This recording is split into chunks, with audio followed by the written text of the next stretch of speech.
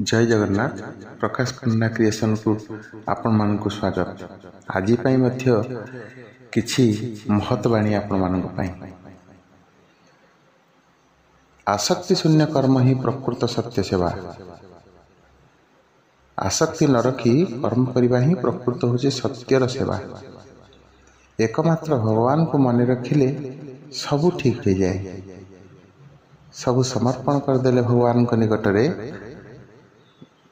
एवं एकमात्र ईश्वर ही सर्वशक्तिमान सर्वश्रेष्ठ बोली भाविले सबू ठीक हो जाए। ईश्वर असरंती एवं सर्वदा उपलब्ध से मानक पई जो माने सर्वदा तांको नाम नियंती और प्रार्थना करती। निश्चित मन रे जी जहाँ को जेमती भल पाए ताको सेमती प्राप्त हुए। ईश्वर को यदि आम सेमती असरंती भल पाइबा देवा निश्चित सी आम प्रति कृपा वर्षण करिवे। भल पाई शिख देखिबो ये दुनियाटा केते आपणार केते सुंदर हो। समस्त भल पाइबा दरकार। से तो श्रद्धा बाली परिकल्पना असरंती श्रद्धा समस्त को श्रद्धा कले समस्त भल पाइले निश्चित समस्त भीतर संपर्क भल रहिबो। नाम ही सत्य, सत्य ही नाम। से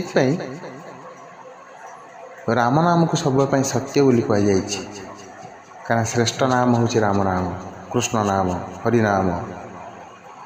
नाम ही सत्य, सत्य ही राम।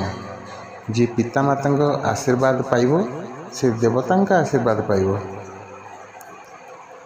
जी देवता का आशीर्वाद पाइबो से भगवान का आशीर्वाद पाई परिबो। देवता एवं भगवान को भितरे फरक रहुछि। कारण देवता अवतार धारण करती, देहवंत होती, किंतु भगवान नित्य सत्य सनातन सर्वव्यापी अनंत असीम। अन्य को दुख देवाई संकल्प करुवा व्यक्ति स्वयं दुख अनुभव करे। निश्चित यदि क्या आम दुख देवाई चिंता करुवा आम जी चिंता करवा ता चारि गुणा निज आड़ को आसो। जन को गोटे आंगुली देखले चारि आंगुली निज आड़ को थाए। जीव जगत जगन्नाथ एमाने गोटे सरल रेखार रुहंती। जीव जमिति जगत जमिति जगन्नाथ मध्य सेमिति। कारण जीव पाई तो जगत, जगत पाई तो जगन्नाथ, जगन्नाथ पाई तो जगत, जगत पाई तो जीव। एमाने गोटे सरल रेखार रुहंती। भक्ति भकत भगवंत एवं गुरु ये चारि नाम अलगा सत, किंतु एमान देह गोटे। भक्ति न कले भक्त हो पार। भक्त नहले भगवंत बा भगवती चिंता करिपरिबो नाही। ठीक बाटे जाई परिबो नाही। ठीक बाटे न गले तो गुरु को सान्निध्य लाभ करिपरिबो नाही।